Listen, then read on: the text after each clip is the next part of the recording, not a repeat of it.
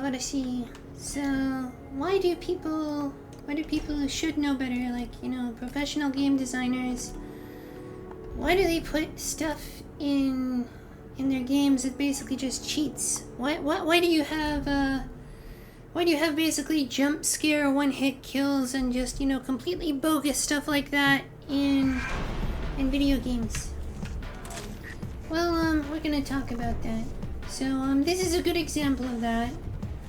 In this mission, you have multiple enemies that can, that are invisible, that can one-hit kill you if they get close enough. This is one of them, but this one actually will sometimes appear visible, so you can kind of just be good at the game and avoid it.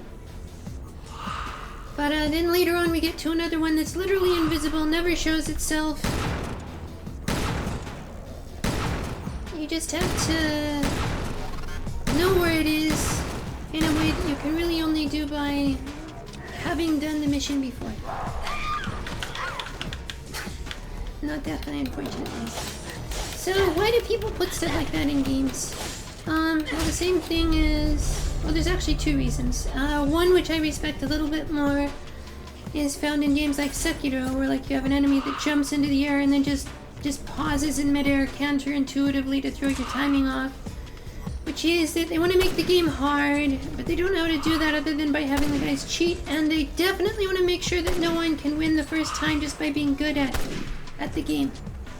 You just have to memorize the future. Memorize the future! No, I don't respect that in Sekiro. That's one of the reasons I think, like, that just about all of the other Souls-likes are better than Sekiro, but, I do at least respect it in a sense. Now there is,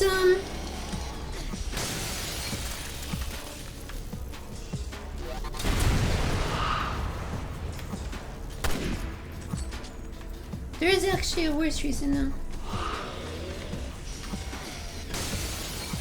Which is microtransactions! Yes!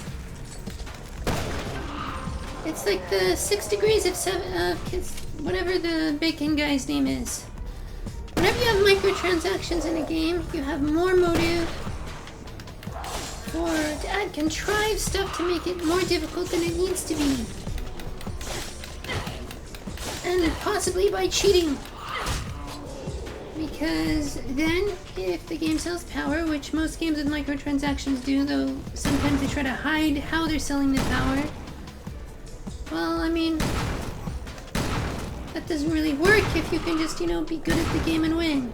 So, obviously this does not apply to Sekiro or, you know, real games that don't have microtransactions in them. But it does apply to this one, unfortunately, and it applies to a lot of other games. So basically, when you find yourself dying in a game, you're just like, well, that was totally bogus. Like, I was just one hit killed by something that was invisible. Well, now you know why. If it's a game with microtransactions in it. That's why Call of Duty once had a sniper rifle that was only available in loot boxes. That was semi-auto, one-hit kill, and low recoil. Totally something you would put in a game that you wanted to be just good, yeah. A one-hit kill, low recoil, fast-firing weapon in Call of Duty. Okay, I wonder what they have for sale in the cash shop. Oh, whoa, would you look at that? Life crystals! If you have life crystals, you can just get up where you left off in the middle of the mission. Like maybe right before the last boss that killed you. Just like in Mass Effect multiplayer with the Metagel. So, yeah, this is, I think this is actually the oldest monetization system in games. You wanna keep playing? Then pay up! Only now instead of quarters, it's put in $3.99 for a bundle of life crystals. Bye-bye.